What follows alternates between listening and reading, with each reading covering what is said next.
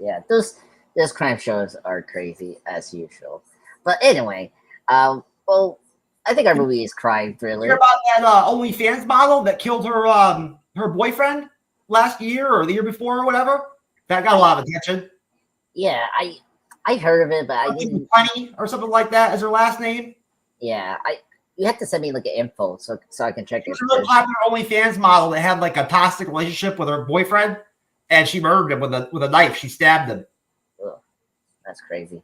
Yeah, I this is all new to me. I heard of it, but I haven't like really gone deep to that like info. So Well, like a lot of other cases these days in 2025, a lot of older videos and stuff came out, like secret videos and stuff came out that showed that like it really was her that was the abuser in the relationship, you know, yeah, and that he had been like stabbed before. This wasn't even the first time, you know, it happened before, you know what I mean, and just never been documented, you know what I mean.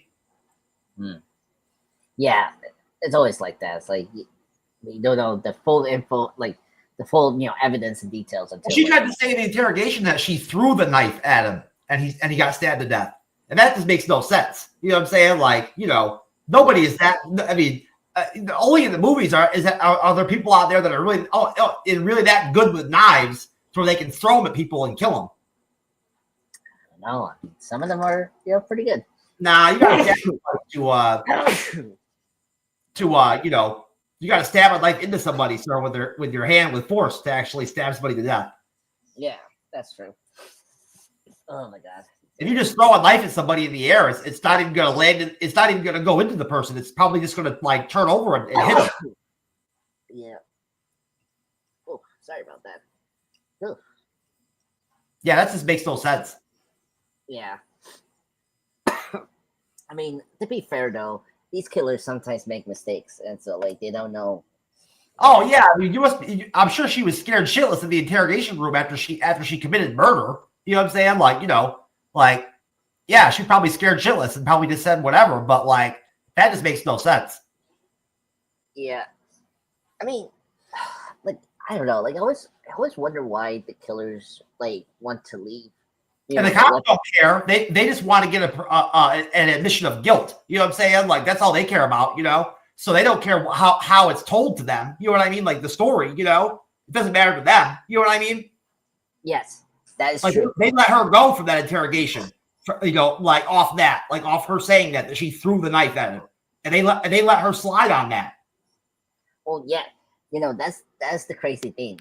Right, like the police. Of course, they brought somebody out. They brought in the expert that said, that could not have happened. You know what I mean? Like he had to have been stabbed, with the knife. You know what I'm saying?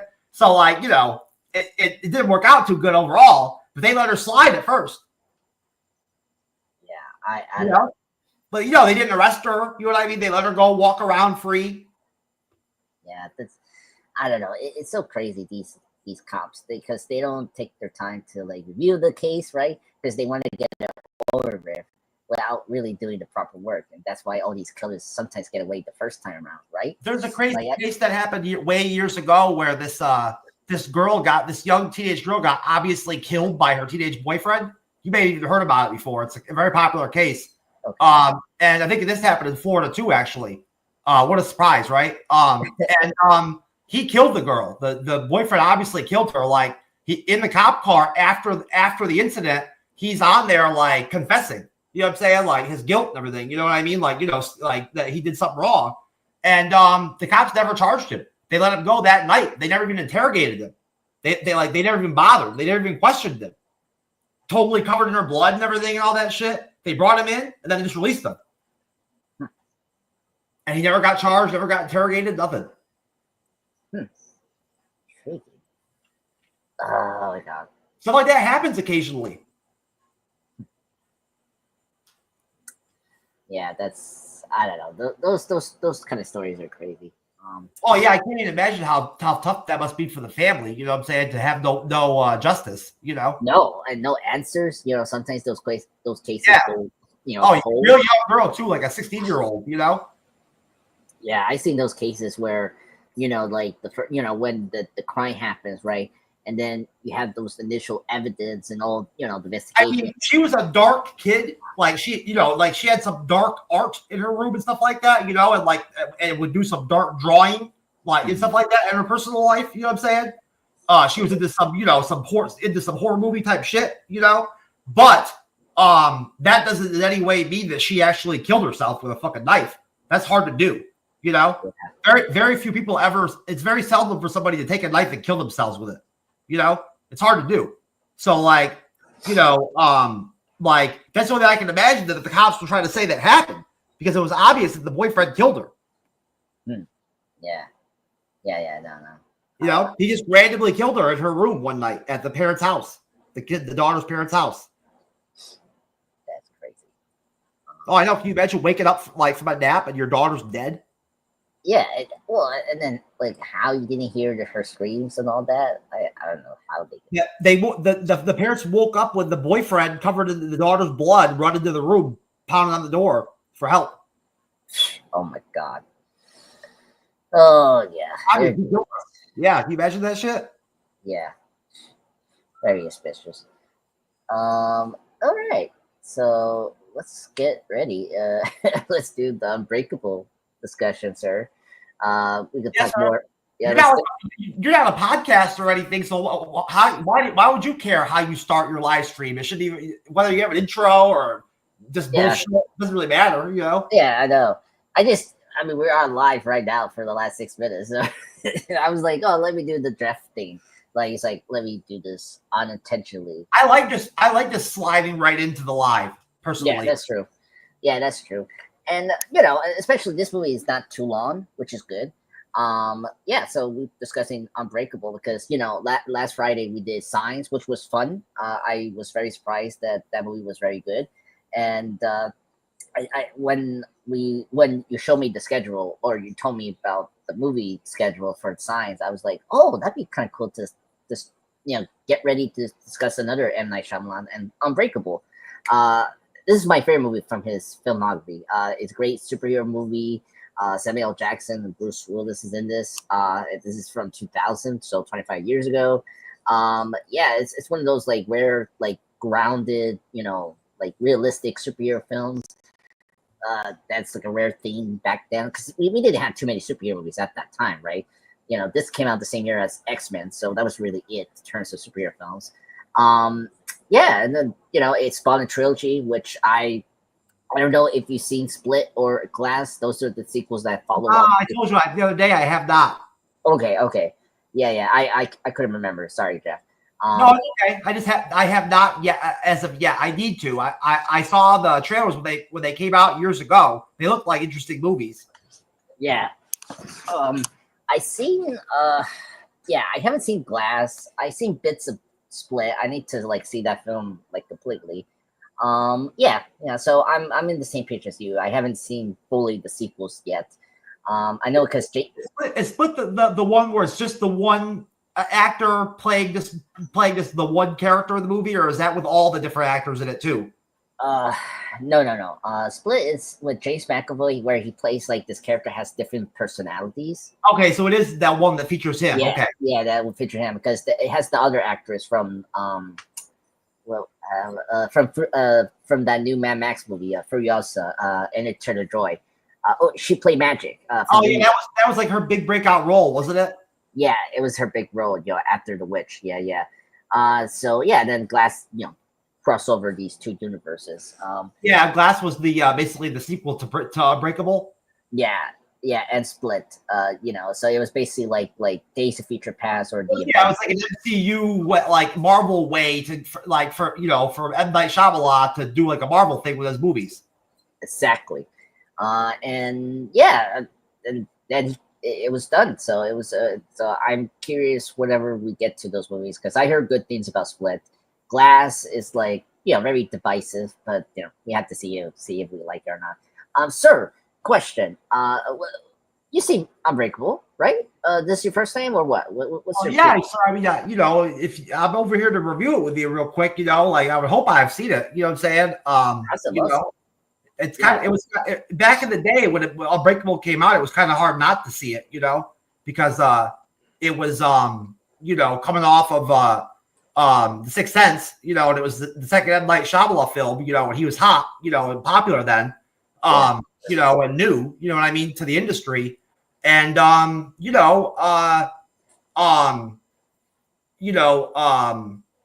it was a really good time for Bruce Willis too, Oh yeah.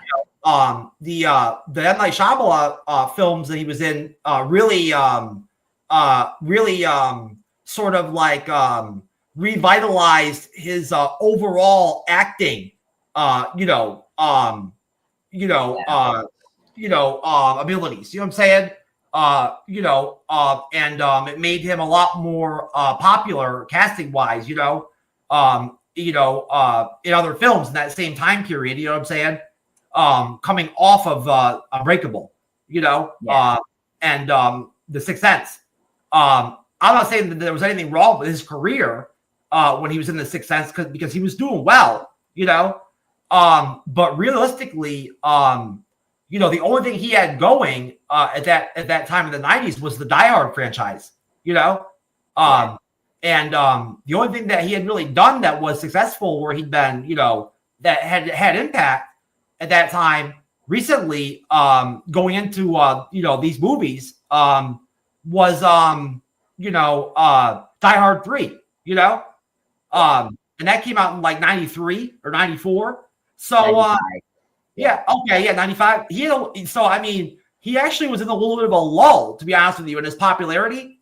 And if I remember correctly, like with what was going on with Hollywood back then, because I was a lot more tuned in to pop culture and Hollywood news and stuff like that when I was a kid than I am now, So if I remember correctly, the M. Night Shyamalan films, more Sixth Sense than Unbreakable, really broke him out again and kind of, elevated him in Hollywood, and obviously, he would end up, remaining popular, and being in a lot of films in the late 90s and early 2000s,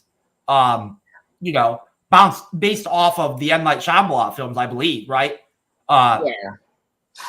Just because, especially The Sixth Sense was such a culturally impactful film, Yeah, it was. It was like, so just looking at it, like from 1999, it was the second highest film of all time behind, of course, Star Wars Episode 1. That was when that came out. So yeah, it was a really big pop culture phenomenon, as you were saying, sir. Oh, I didn't realize it did that well box office wise. Oh yeah, that movie was huge. 600 worldwide it made during 1999. For a horror film, that's actually a lot. That's really big money. Yeah, 672 billion worldwide. As I say, for a second highest. Especially for a writer and a director on their first film. Yeah. That was huge, and I was shocked that this movie was like right after The Sixth Sense. It was 2000, so I was like, oh wow. Yeah, honestly, Unbreakable is a very non-entertaining film. To be honest with you, it really is not. You know what I'm saying? Like nothing really happens. It's a very actionless movie. Yeah. It's not a horror movie. You know what I'm saying? It's a superhero movie. Fantasy movie. And with like some with some horror vibes to it. But it's a weird film. You know what I'm saying? It's a good movie. It's very watchable, but it's very boring. Yeah, I was shocked how it's very much just squarely set and like based on like Bruce Willis's family throughout the whole movie and like what happens to his kid and him and his wife and girlfriend or whatever, and all that. And that's the story. Yeah. Hey, I have a question about that. So I was watching this movie again, and I was confused about the Robin Wright wife. They're married, right? I'm confused with I think they were divorced, weren't they? It seemed like it. Because they were having some what do you call it? Marital problems, right? So I guess they were. I can't remember. I could be wrong. They're either already divorced or they're like married and they have some problems. I think they were married with some problems because they didn't seem like separate because there was. Yeah, they have a strained relationship throughout the movie. Yeah. Yeah, in the opening, he was he literally was going to cheat on his wife, with the hot chick, whatever, from the train. It's a very non-exciting kind of film. You know what I'm saying? It's just very dialogue heavy and like, not a lot happens, it's just a lot of dialogue and, a somewhat interesting story. You know what I mean? But it's, like a lot of, like Shyamalan films, it has a very small cast, there's really no secondary characters in it. You know what I mean? Yeah. It's slow. As Cyber said before in Signs, like each his film is very slow. Oh yeah, it's very slowly paced. That's what I'm saying. I mean, it's not a film for everybody, to be honest with you. Unbreakable. Yeah, no. You have to be in a right mood to like get into this. And for me, I like it because it's not that long of a movie, so I'm fine with the slow pace of the film. Because it doesn't drag like some of the other movies we watch. But yeah, I agree. There's no action, which is kind of annoying. It's like I kind of wish we had some action here because I think it could have made the movie better. All his other films have more of the more action and more going on in them. You know what I'm saying? Story wise and stuff like that. This movie just doesn't. You know what I'm saying? Like this one is really very basic. Yeah, very basic. I mean, because in the Wikipedia, it say it's like a psychological superhero film. So I mean, it's a very psychological thriller. If you want to say that, it's like Seven a little bit. Yeah. Oh yeah. No, it definitely has dark vibes to it. You know what I'm saying? It's a very depressing film. It's not a very happy movie. No, and I mean, when we get into the end, the twist there is just wow, crazy. There are family moments, you know what I'm saying? Like in the film that are positive, I guess, you know what I mean? From a family perspective, but a lot of it's sad. Yeah. It's very much like a dark film where, I mean, there's some, good human moments, but yeah, it's very dark and very sad and depressing, for the reason it is. Okay, let's kind of do this recap and because they were very interesting. So the beginning, we open up the film in 1961 in Philadelphia, right? Where here we see baby Elijah Price, the Samuel L. Jackson character being born, and then by the way, the doctor who's in that is actually the guy from Oz, who was what was that gang from Oz? Hold on, let me check this. I don't remember the name of the gangs. Yeah, I'm breaking the name here. Okay, he was the devoted Muslim gang. That was the person from Oz that was in this movie. That was the doctor that's helped give birth to the villain of this film. So that was cool to see him here. I didn't know he was in this movie. I totally recognized him right after because he has a very strong voice. If you've seen the Oz movie or Chicago Fire, I don't know if that character is real. Samuel Jackson's character is really the villain, sir. He doesn't really do anything. He's not a bad guy in the film. Yeah. Well, I mean, yeah. Well, at this moment, we didn't know he was the villain until he. He committed those crimes, right? He did those crimes. So, oh yeah, eventually, yeah. Yeah. Well, we'll get into it. Yeah. I see what you're saying. Yeah. At this moment, he's not a villain yet. But yeah, really there is no good guys or bad guys in this film, really. No, I mean, honestly, there aren't. You know what I mean? It's a very morbid, dark kind of film. You know what I'm saying? And I guess you could say that Bruce Willis is kind of the hero because he gets superpowers. Yeah. But it's a very bleak film. Yeah. Well, I mean, for Mr. Pierce, Samuel L. Jackson's character, Mr. Glass, they call him. I mean, I can see where you're coming from. He's a very sympathetic villain. He reminds me a lot like McNeil or Killmonger in terms you understand his reason to do these things, So he's not this crazy super villain, he has more depth as a character and you understand why. So I can see where you're coming from. He doesn't play that kind of super villain role. yet until the end where he kind of reveals what he was doing. Well, he commits crimes like to achieve his ultimate goal, but his ultimate goal is not like a crime. You know what I'm saying?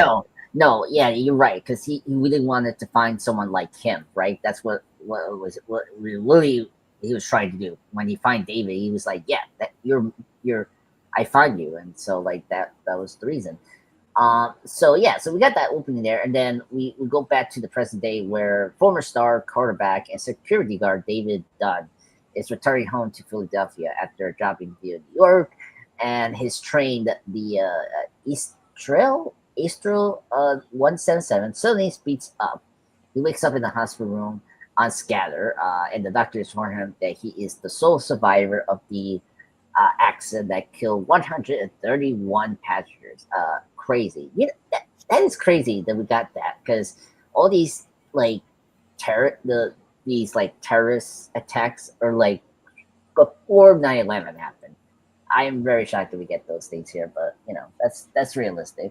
So after attending the we see David with his family, and then after attending a memorial service for the victims, Dave finds a note on the car asking how long he's been ill, and inviting him to the limited edition, which is a art gallery operated by Elijah Price, who is Mr. Glass in the film, or the reveal towards the end, is played by Samuel L. Jackson. He goes with his son, what's his name? Joshua or Joseph. I don't know what this kid's name. I'm losing my mind now. So to me, Elisha, and then Elisha explains that the theory of real life superheroes. If he represents extreme, further, there must be someone unbreakable at the opposite extreme. David is unsettled and leaves, but later finds he can bench press 350 pounds. Did you ever press 350 pounds, sir? If you did, no. Come on, no. What kind of question is that? Of course not. I'm just asking. I don't. I just I'm not capable of that. No, I couldn't do that. I could only go up to 180 or something like that. I was going to say I'm not even sure if I could even do over 200. Oh, no. Maybe one time or something like that. Yeah. That could be feasible. And then. Yeah, the son idolizes his father, believing him to be a superhero, although David maintains that he's ordinary. So let me stop there. When you thought about the opening with the train accident, and then David slowly, meeting up with Samuel Jackson's character, and like him just telling about the idea of real life superheroes. What do you thought about that section at the beginning of the film? Yeah, I mean, again, it's like it's really slow paced and dark. The film is dark. Purposely, you know what I mean? Honestly, the opening or the introduction is probably the only time when there's any action in the film. You know what I'm saying? When the train accident happens, like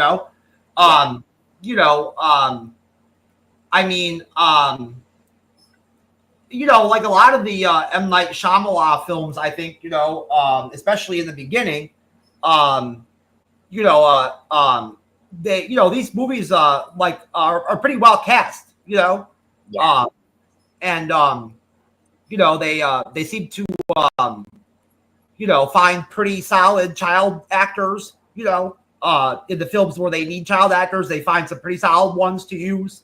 The kid in this movie is okay, he's pretty good. He was pretty popular in that time when this movie came out. He was in a couple films, where he was okay.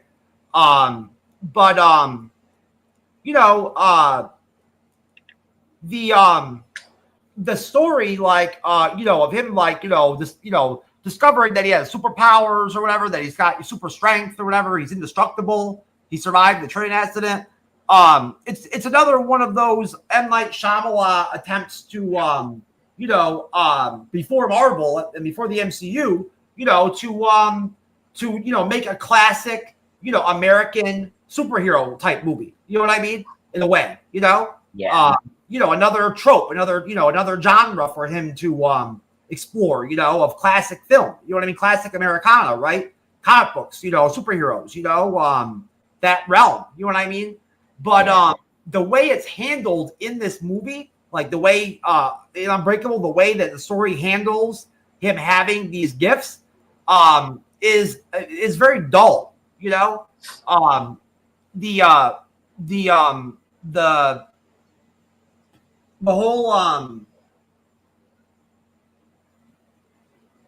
whole like premise of from jump, focusing the movie basically on the relationship between the father and the son, right? Yeah. It's again, it's just not super like highly entertaining. You know what I mean? It's interesting, to watch. You know what I'm saying? I think the pairing of Samuel L. Jackson and Bruce Willis together in the same film is a great pairing. At that time, you know what I mean? This is like Third. Was it their third time? Yeah. Well, and like this is like their second time being together as co-stars. Like, because the first time they were not in the same screen with Pulp Fiction, but when they team up like fully as a co-stars in Die Hard 3, and this is like the third time. That's right. He was big. I forgot he had a big role in Die Hard 3. Yeah, he played the guy that helps Bruce Willis. Yeah, exactly. And and of course, Pulp Fiction, everyone knows that he played the Oscar, and then of course Samuel was the hitman for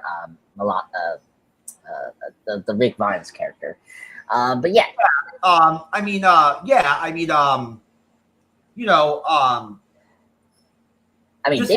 they make the movie better to watch. In my opinion. Just like John Travolta, what's his name? The director of Pulp Fiction, Tarantino. Yeah. Tarantino, he revitalized everybody's careers in that film. Honestly, that's how powerful the movie was. And how good it was. It literally it put John Travolta back on the map and made him like a Hollywood main man again. To where he was very popular for 5, 6, 7 years, getting lead man roles in films, right? Based off that role, right? He was super popular, at one point, in the early 2000s,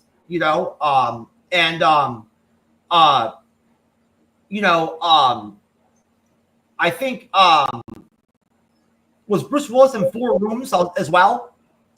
I think so. Yes, there was a lot of actors in 4 Rooms because it was that 4 different stories or whatever deal. Yeah, let me check. Yeah, because he did that favor for Tarantino. Yeah, I'm pretty sure he had a small role in 4 Rooms. Yeah, he was in 4 Rooms. He was called Leo. Yeah, but still, Pulp Fiction. The role he played in Pulp Fiction was a very graphic. Adult kind of role. And for Bruce Willis at that time, what I'm saying? That was a big change for him, doing Pulp Fiction, right? It really gave him a lot of credit. He got a lot of credit, off that role. But for Samuel L., if I remember his career, correctly, he had been in a lot of movies by the time he did Pulp Fiction. But he was not like a star at all, No. It wasn't until Pulp Fiction that's what broke him out. And then after that he became super popular. That's why they put him in Star Wars and yada yada yada. It's crazy. Because he was like a character actor, right? He was in movies that you forgot that he was in. He was in Goodfellas. He was in Jurassic Park, which I was like shocked. Yeah, he was known for being like a secondary character, like a side character, who could do humor, and stuff like that, Yeah, that's true. He was a humorous, character at one point in like the early 90s, late 80s or whatever. The stuff he was doing, he was actually funny at times. Yeah. Oh yeah, he was funny. Like, I don't know, you seen Do the Right Thing? He's funny in that movie when he because he plays the radio guy, and so like his lines there are so funny in that movie. I haven't seen that movie in a really long time. Oh, it's a good movie. It still holds up. Yeah. I may have not even seen it, to be honest with you, because I may have thought it looked kind of bland, to tell you the truth. I've never been a huge fan of Samuel L. To be honest with you, he's never been a draw for me with movies. I appreciate his role in Pulp Fiction, though. The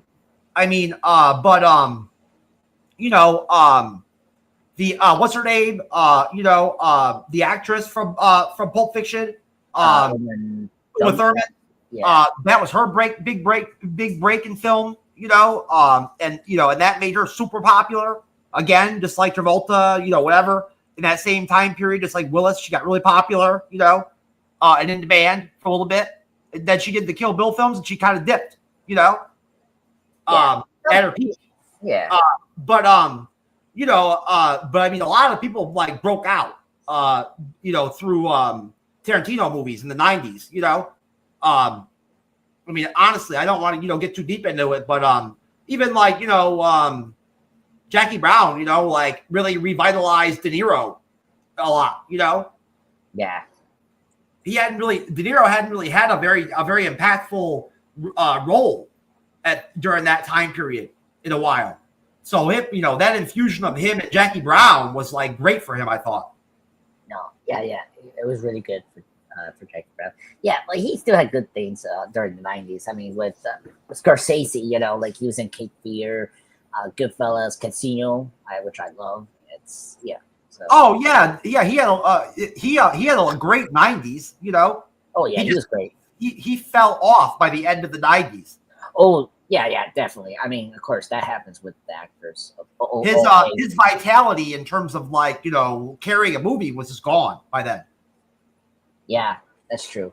But I mean, he's still working, and at least he makes some good movies. Oh yeah, I love him. I love seeing him working. I hope he works for another 20 years. You know what I'm saying? I mean, God bless him. You know what I'm saying? Seeing people like him and Pacino and still making films is awesome. Yeah. Let's. I guess. Yeah. You know what? My first movie. Fuck off! I'm not giving you shit. I don't have anything. Fuck off. Sorry. That's okay. Dodger.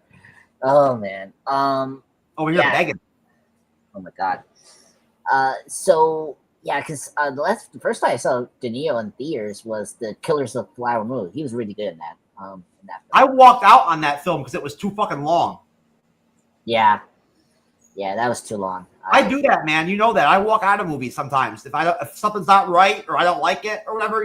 I right in the beginning, I just go. I bounce. You're very lucky. I couldn't walk out for authentic. Stop, Dodge. No. Sorry. No. Yeah. Dogs are bad sometimes, man. Yeah. Poor Dodger. Dodger, behave yourself. Oh, don't feel bad for him. Yeah. I don't know. I mean, the dog needs some treats. He would have some really good bones left over for me to give him right now, but he buried all of them in the last week. Several of them. Yeah, he buries them. Doesn't even eat them. That's weird. Dogs do that. I don't know why. Yeah, he buried several of them throughout the course of the last week. So I mean, there's no more for me to give him at this point. He ran through them.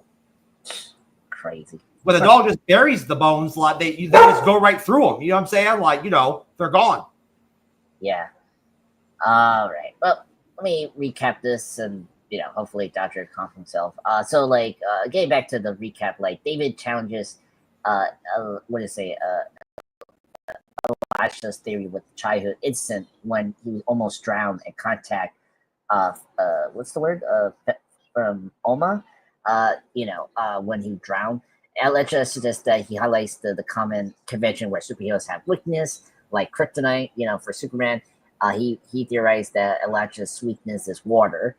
So again, if you haven't seen our signs, it was funny that from that movie too, M. Night uses water for some reason to in his films, and here it's I don't know about the water thing being a weakness for David, but like it's believable than the one in Signs when you use that against the how you say it, the aliens, because you were right that like the ending just ends abruptly, like they leave. It was like no explanation. Yeah, it does. It's very quick, and it kind of ruins the ending. Yeah, and that was always the thing I heard about that movie. And for this one, I think he used the water better here because, as a superhero thing, yeah, a lot of, like Superman or whatever has weakness. And so I think the water makes a lot of sense.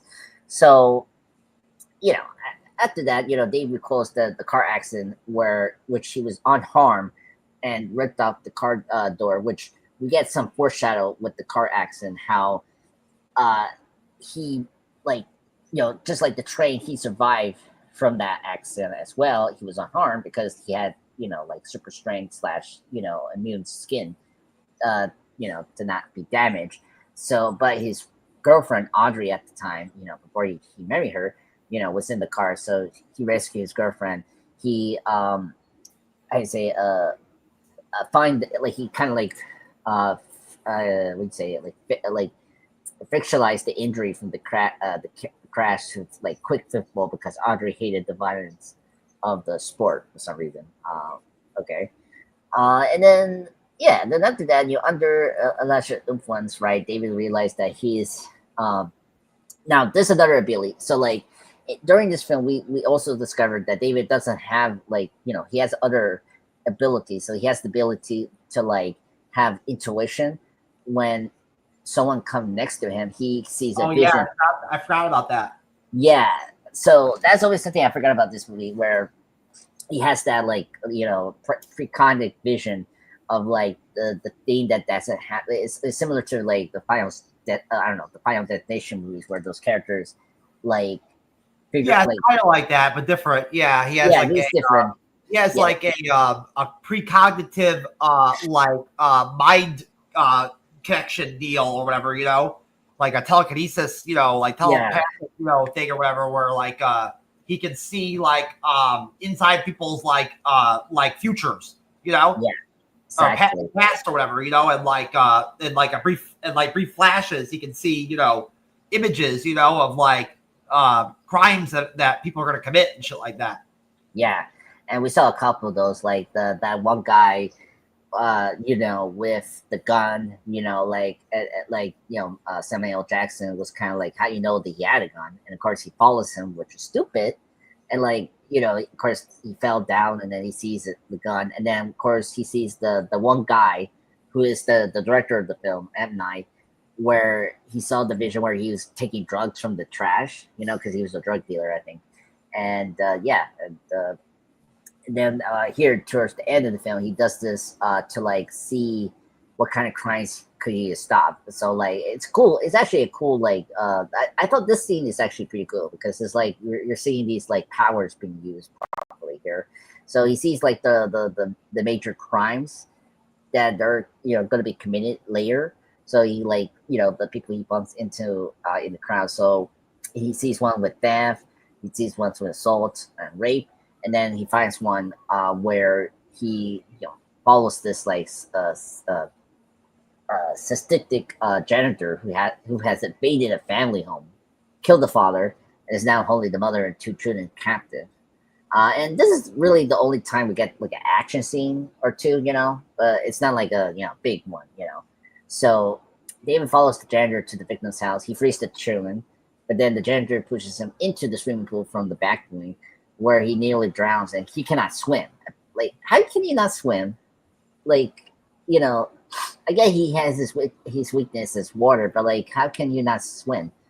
But anyway, I don't know about that. That's really kind of stupid. Yeah,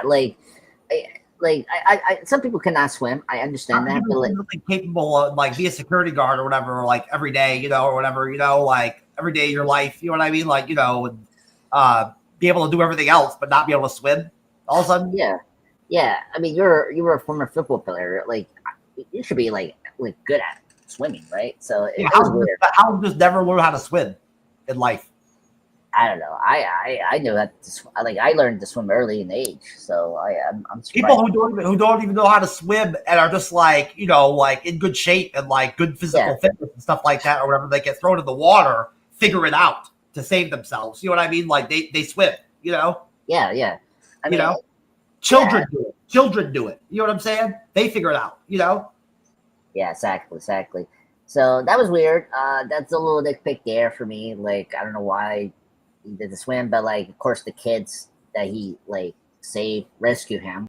So that was cool. Dave strangles the janitor to death, but he finds the janitor has killed the mother, which was sad. And then the following day, Dave shows his son the newspaper article featuring the escape of the anonymous hero, and so Josh recognized that was his father, and they tearfully promised to keep this a secret.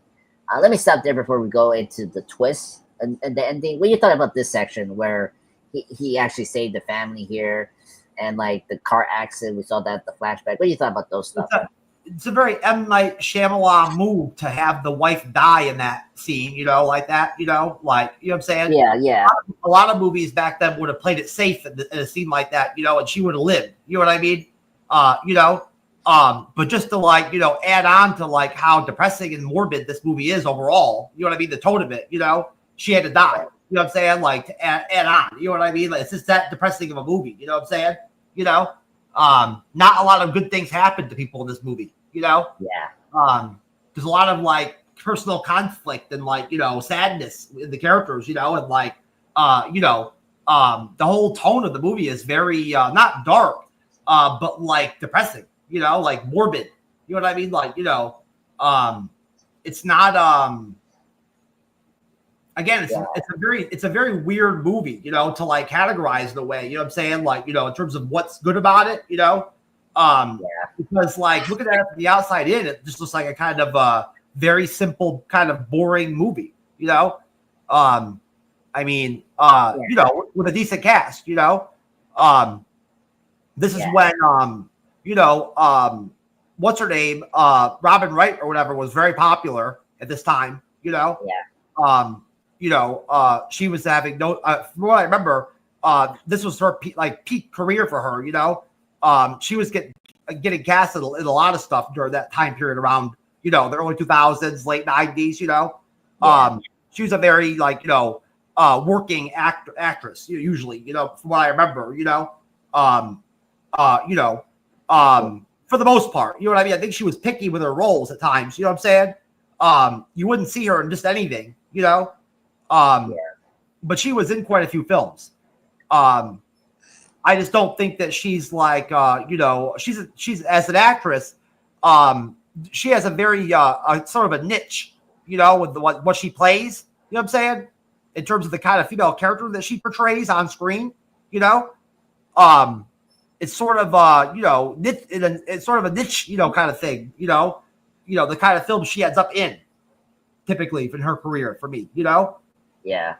No, I agreed. I mean, I always forget that she's in Forrest Gump and she's in The Princess Bride. Yeah, Forrest Gump put her on the map. Because she really wasn't after The Princess Bride. She never really got any traction in Hollywood at all after that. When she first broke out, nothing really happened for her. No. Just a couple movies here and there. Her being in Forrest Gump was kind of out of the blue that they even cast her in that role. It's not surprising given Tom Hanks and all that. You know what I'm saying? And but still, you know what I mean? That was kind of random that she was even got that role. Yeah. And also, of course, she was in House of Cards. That's the more famous role. I think people know her. Well, yeah, built off the success of these films that we're talking about. These roles, you know what I'm saying? She was in House of Cards. She remained popular for quite a while.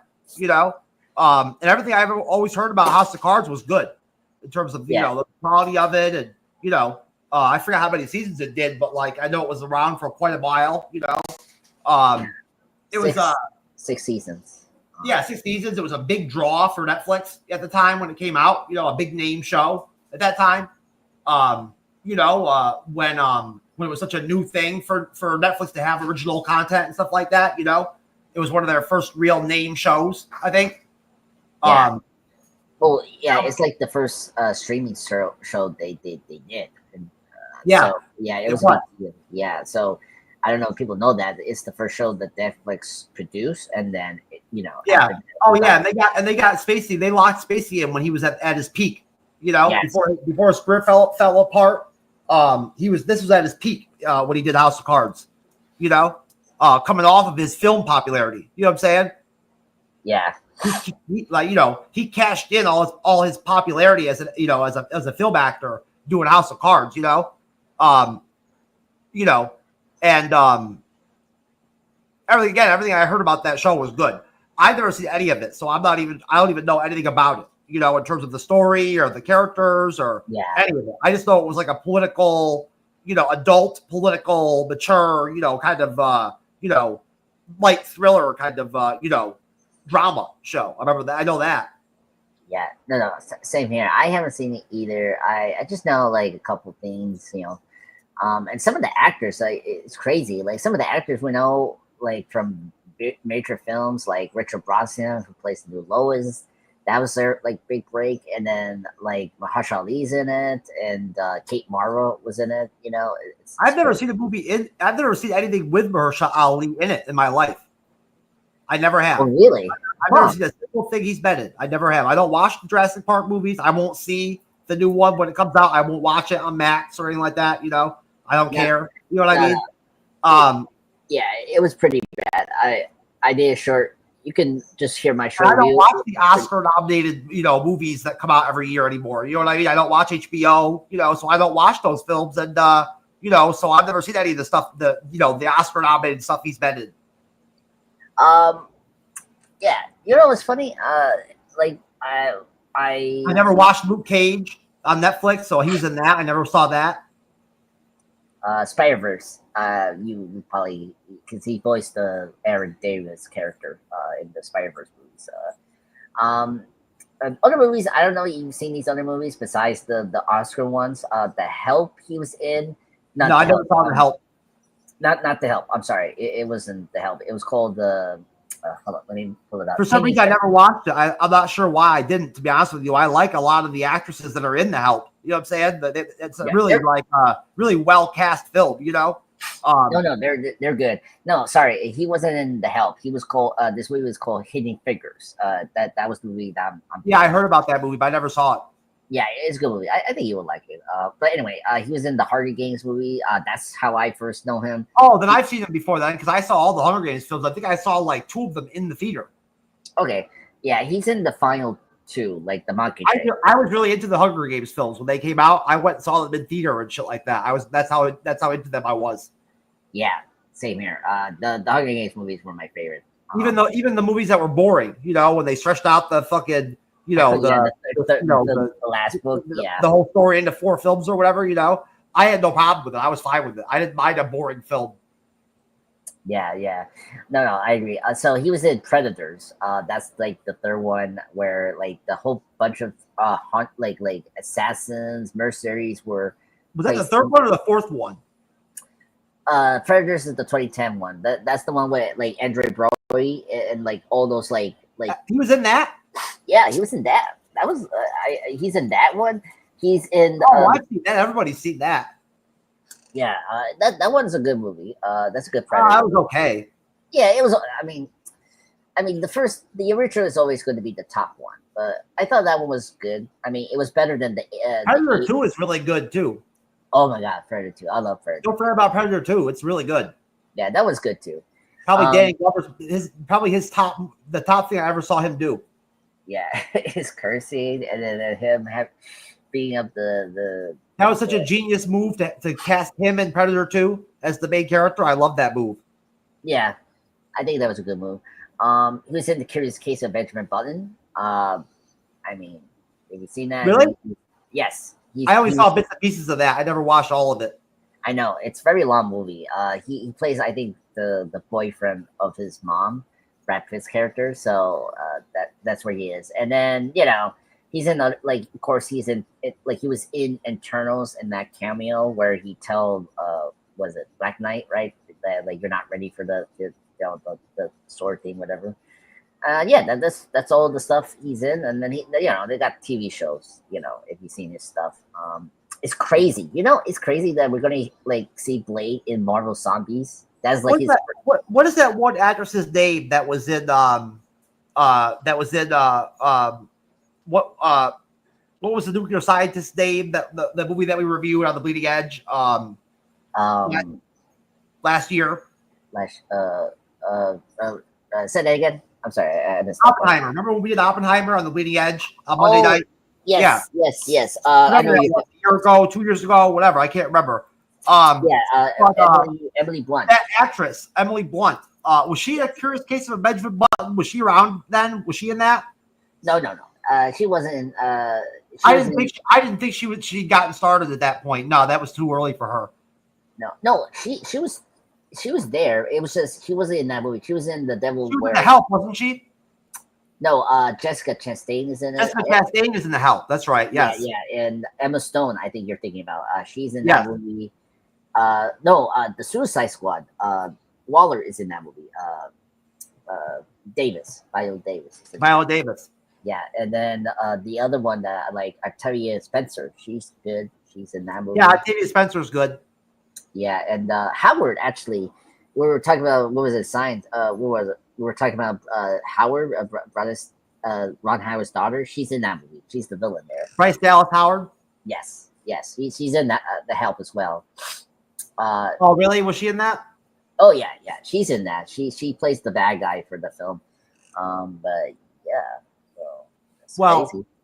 Yeah, I mean, eventually, I mean, I really should watch The Help at some point, because I did hear so many good things about it. I know it was nominated for a lot of awards and shit like that, Yeah, Spencer won the Oscar for supporting actress. Just to kind of note that was her big role, and I don't know what else they that was like, I think the major win they got. That was during peak Jessica Chastain, when she was really peaked back then.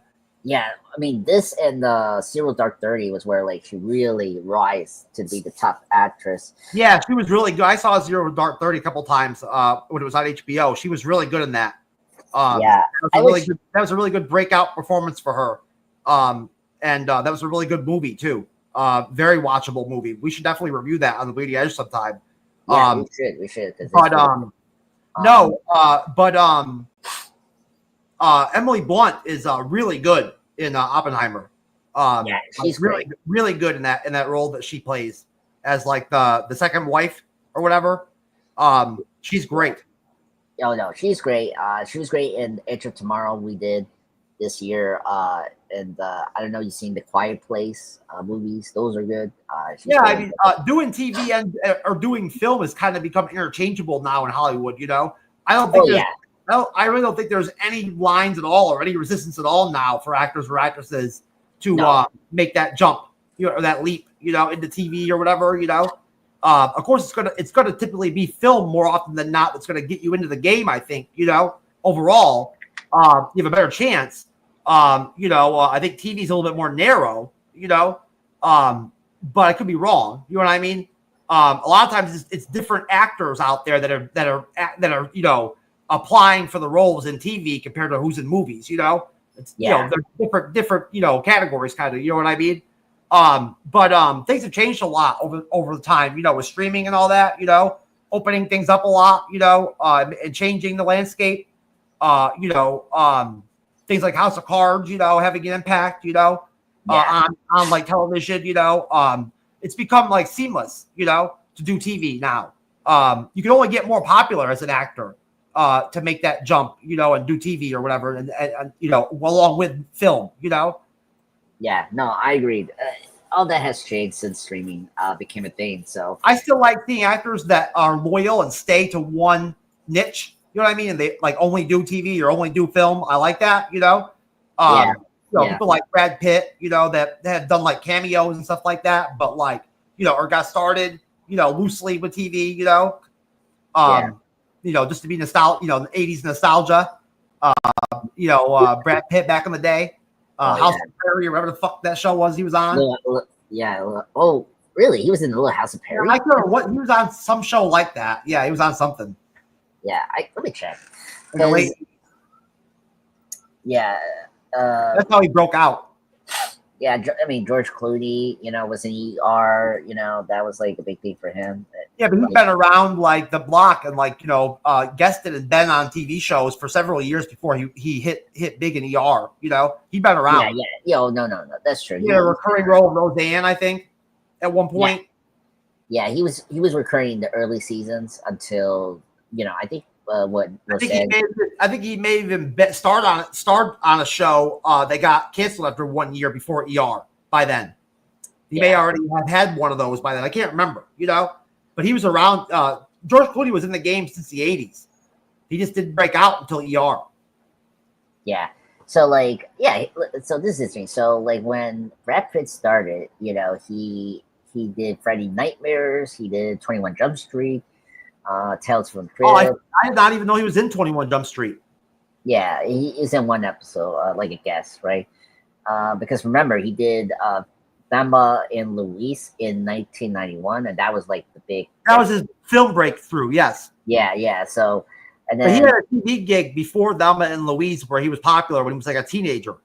Yeah, he was in a couple of those, and then movies. Before that movie, like stuff. I don't know. You hear like before Thelma and Louise, he was in, like Cutting Glass, Happy Together, stuff like that. He was in Less Than Zero.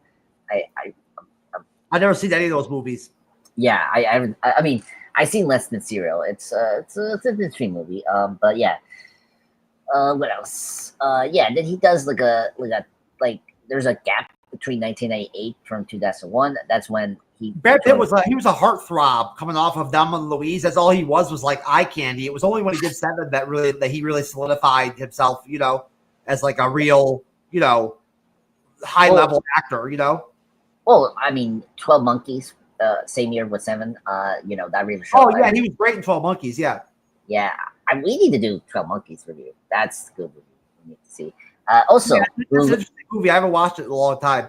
Yeah, it's a very creepy time travel movie. Because it's another movie that's not for everybody. It's you either like it or hate it, kind of. Yeah, no, I agree. Yeah, it's really tough. So, like, you brought up Heartthrob. Like, he was getting more serious roles. Like, he was in the California, that road trip movie from 1993, and then he was in True Romance. Remember that? Yeah, I know he was in True Romance. I remember that. He had a cameo role in that. Yeah. Yeah, and then of course '94 he was in The Legends of Fall and Interview with the Vampire. Yeah, The Legends of the Fall was really his. I think that was probably his big breakout performance. Film wise, from a drama standpoint. Yeah, that was a good role for him. Yeah, I agree. Yeah, and then the year after that's when he was more serious. Yeah, and then the end of the '90s he was in Fight Club and then Snatch in 2000. Oh yeah, most definitely. Yeah. He had a great '90s without question. Oh yeah.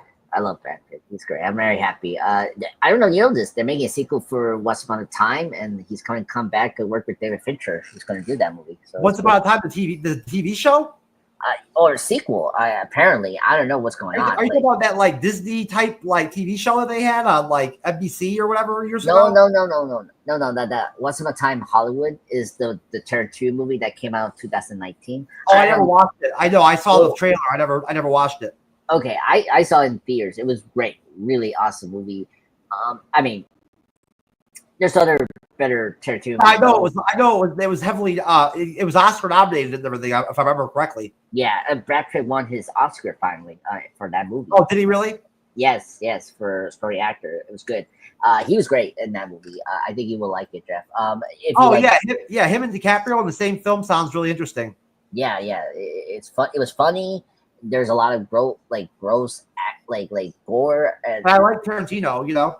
Yeah. If you like Tarantino, it's a Tarantino movie. But yeah. So I mean, as far as Unbreakable, again, I mean, it's a very kind of like it's not a film that I would go out there and and shout out to other people and be like, hey, you should really sit down and watch Unbreakable. You know what I'm saying? The film has good things going for it. Again, like the cast is good. It's small. It's an M. Night Shyamalan cast. A lot of times they're pretty small. I don't know. I don't know about his whole career and what he's done in all of his films.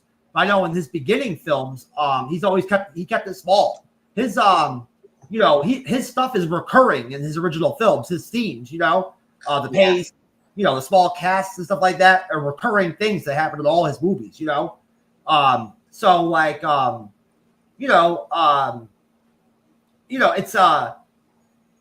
It's a well cast, interesting, 90s movie,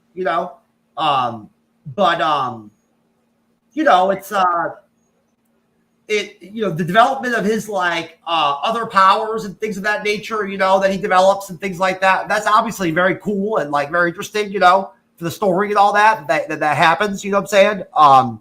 And really, blows up, sort of the, future story of like, the main character, by like with it gaining his powers,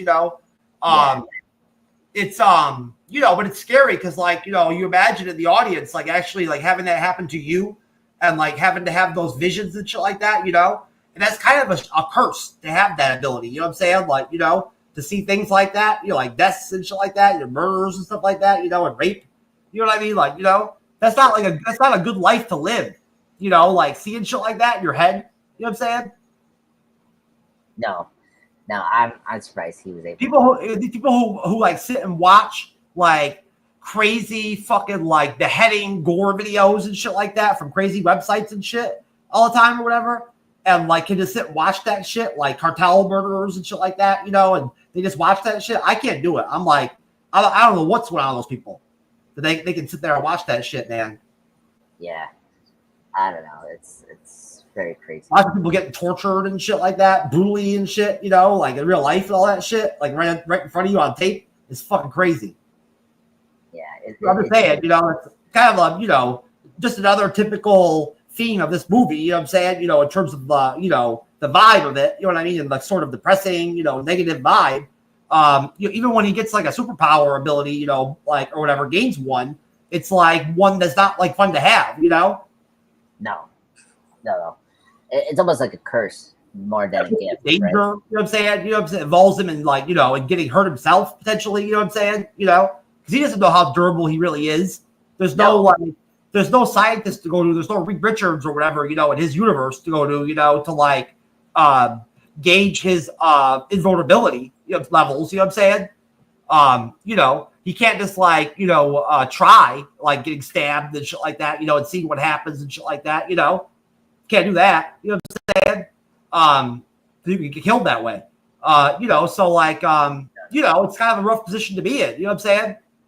Yeah, it definitely is rough for him. I mean, especially like the fact that he's telling his son to keep a secret, from the wife. Like the fact that the wife doesn't know he's doing this is kind of crazy. You're invulnerable, but you don't know like to what degree or what level. You know what I'm saying? Like I'd be like very questioning that. You know what I mean? Like okay, I mean. Like how much force and like violence can I take before I get hurt? You know what I'm saying? Now or whatever. I want to know. Yeah, no, I agree. Can I get shot with a gun and like bullets bounce off of me? I want to know. Yeah, I'm curious if we get more of that in the sequel, The Glass, because I'm kind of curious how powerful he is as a superhero. Because you'd imagine that he would either find out like through his job or whatever or something, you know what I mean, or because of his like visions, he would get shot eventually or something like that, and find out, or eventually try it on his own, at some point, Yeah, no, I agree. I mean, it's only like human nature to be curious about things, and if you get a superpower all of a sudden, or like multiple superpowers, you're gonna want to know like what you have going on, Yeah, I mean, I was shocked that the son didn't shoot him. That could have been the proof. Or try to stab him or something. Yeah. Yeah. So to see if he was like invulnerable with stabbing or I forgot he actually does that shit in the movie. I forgot all about that for a minute there. Yeah. You remember like it was like the kid came in. You'll live if I shoot you. Yeah, I was like, I'm gonna go to New York. I'm gonna leave you. Like. I was like, wow. Yeah, that kid is really mentally ill or whatever in the movie, He's like really bad. He's like out there. Yeah, I know. That kid was crazy. Like to a typical M. Night Shyamalan character, like broken kid, like mental health issues, Yeah. Speaking of this kid was in Gladiator, the first one. It's crazy. Yeah, that's the kid from Gladiator. That's right. Yeah, and he was in the Mystic River. I forgot he was in that. I forgot he was in Mystic River too. Mystic River is like an ensemble cast kind of film, if I remember correctly. I saw that in the theater too. Oh wow, yeah, good movie, great film. I mean, of course, it has Shane Penn, Tim Robinson, and Kevin Bacon, and Laura Fisher. Probably one of Sean Penn's best roles ever. I think probably his for me. Yeah. I like his role Milk. That was a good one. But anyway, So He was part of this one film in the 90s where he played like an Irish mobster. oh, really? Yeah. Yeah, I haven't seen some of his work in the 90s. I just know the Mystic River and some of his 2000 films. He was like an undercover cop or something like that. That was like, like undercover in the mob, in the Irish mafia or whatever. This one 90s film he did. There's a lot of gun shooting in it, and like mob violence and shit like that. Okay. I think I heard of that. I'm just trying to figure out. It was during the Sean Penn's heyday in the 90s when he was really popular and, would lead films a lot, a lot of the time when he was in films, Yeah. I'm looking at it now. Could be this one. I don't know.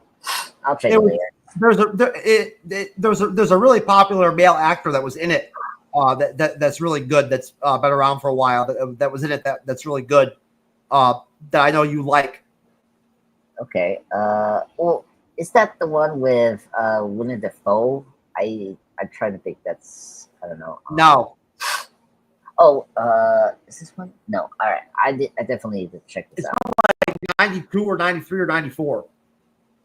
Oh, hold on. I see. There's a couple here. He was in Cleo's Way. That's the movie I remember. He was in Cleo's Way, that Al Pacino movie where he's the shady lawyer. Yeah, that was a good role for him. Yeah, that was a good one. Dead Man Walking. That's another one that he's good at.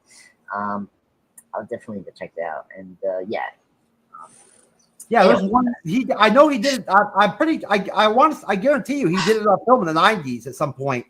In the early 90s, he was in like an Irish mob film. Okay, I'm trying to look for that. And you don't see anything in like 1990 or 92 or 91 or 93? I see. Okay, so like, let me write down like there's State of Grace. State of Grace, that's it. Yep. He's in the Irish mob in the movie. Okay, yeah, I see Irish mob. Okay, yeah, it has Ed Harris and Gary Oldman. Gary Oldman's in it. Yeah, he plays a mobster.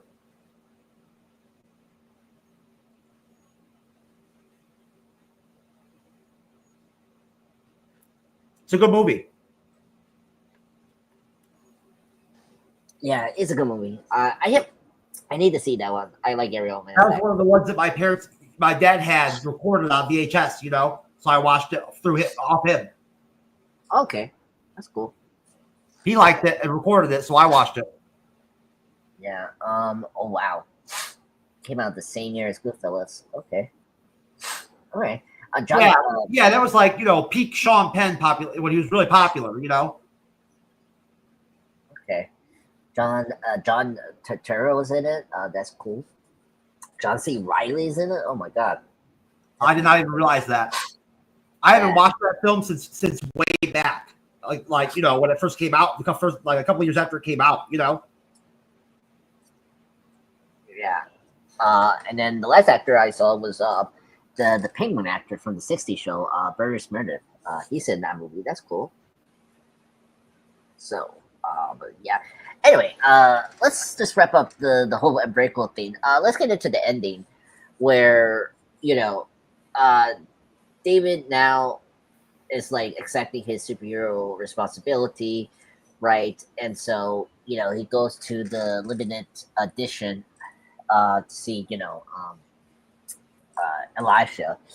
From there, he congratulates Dave for becoming a superhero, and then they shake hands, and then this. So I think if you haven't heard or seen the movie, everyone knows about the twist here.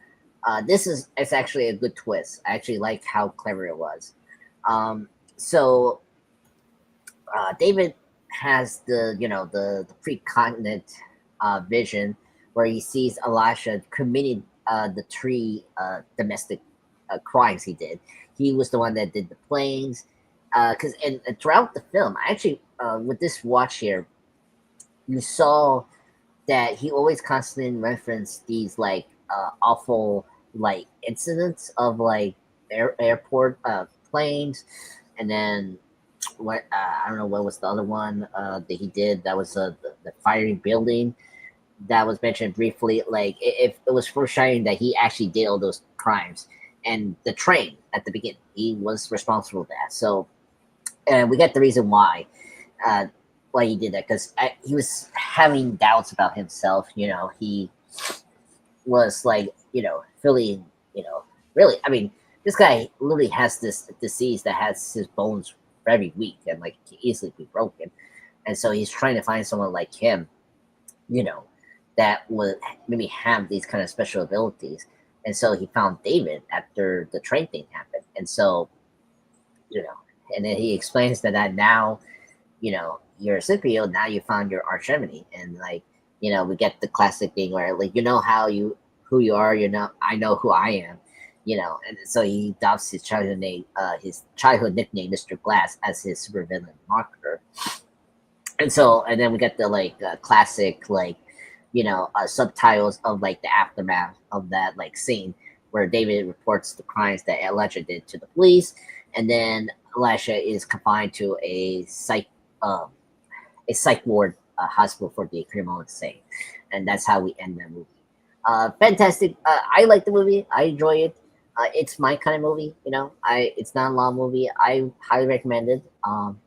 But I agree with you, Jeff. It's a slow movie, very boring. It doesn't have action if you're expecting. It's not like Sixth Sense or Signs recently.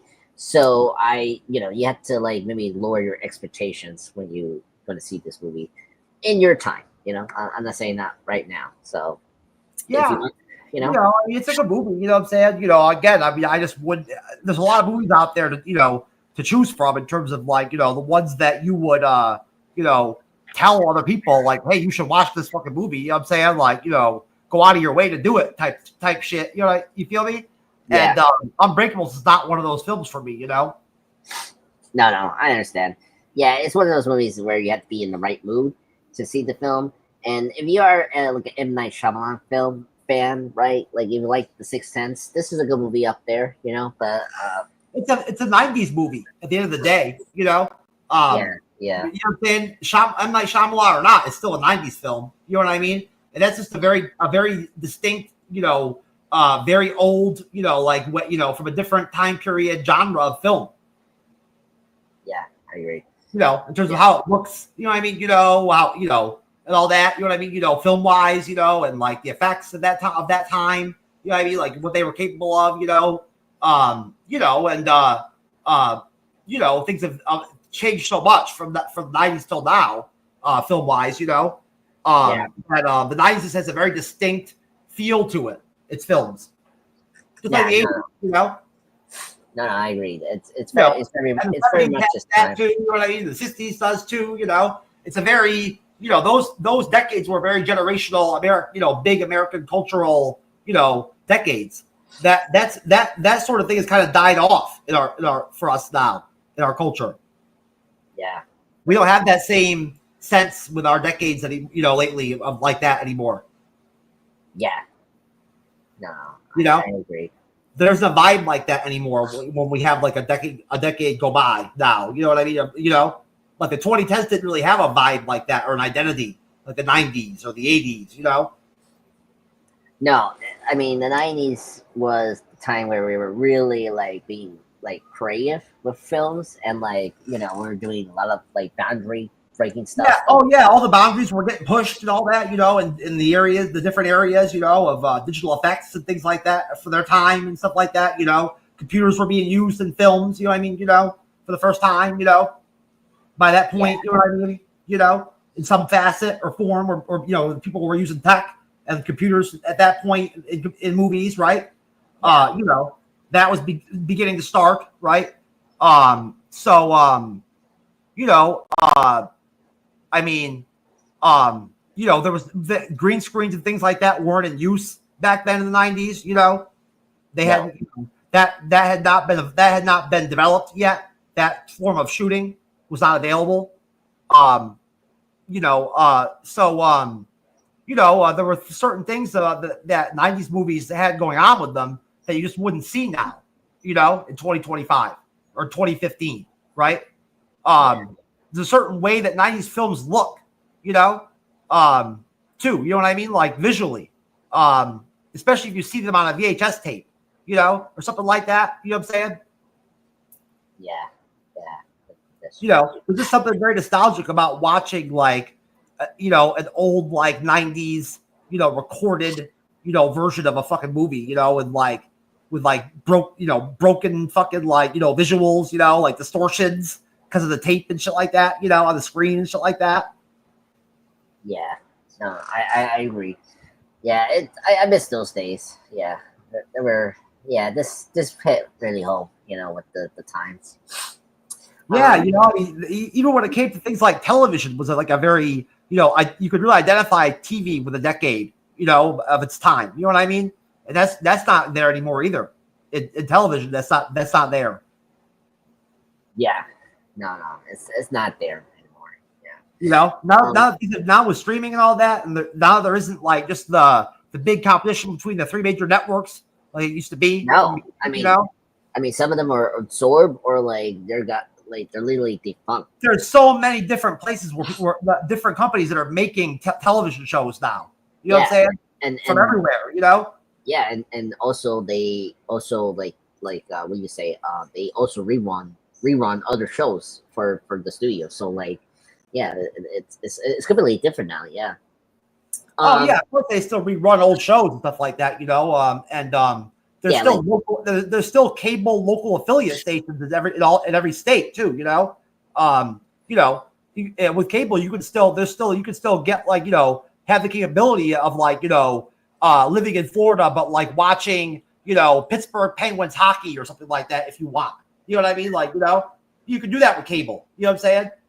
You know, that's one of the things, one of the bonuses of cable, you know, is like, you know, access to like stations like that. You know, they're still around, you know, the local channels, the network channels and stuff like that. But television has totally changed from when Fox came in, you know, and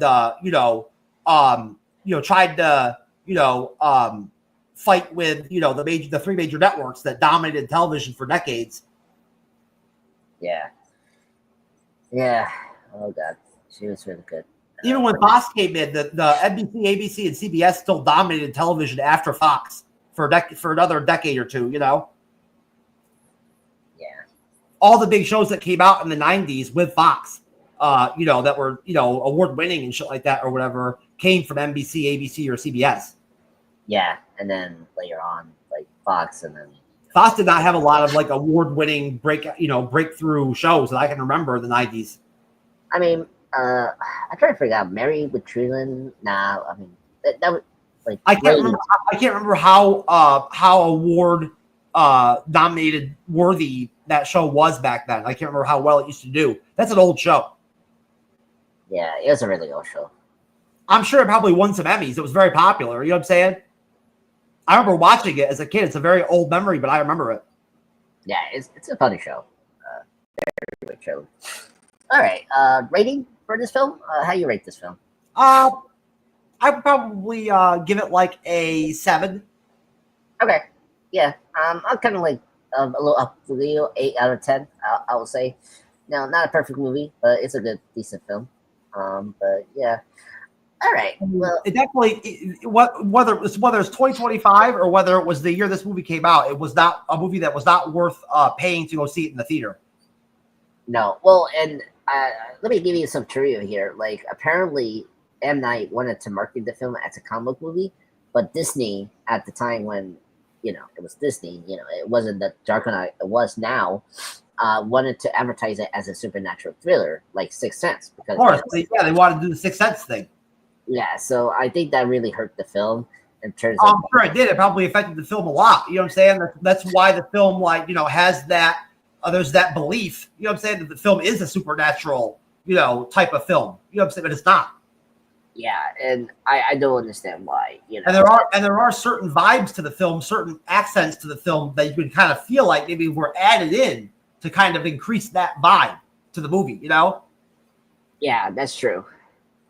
To the story, and, you know, to the look of it, you know what I mean? Like, you know, it's a weird movie. You know what I'm saying? I'm not surprised if there were competitive, you know, visions. You know what I'm saying? At all, you know? Yeah, no. I was shocked about that, but yeah, it was kind of crazy. And then, it's a tough type of superhero film to make. You know what I mean? It's a very weird one. well, You know? yeah, and I mean, this was the start of the superhero boom during the mid 2000s. Like I say before, this was already like it came out after X-Men was released in July of 2000. So, we're getting slowly getting more proper, successful comic book movies. So, yeah, it was It's a superhero movie where there's no actual universe in the movie. You know, well, you know no, what I'm saying? no, You know, there's just one guy.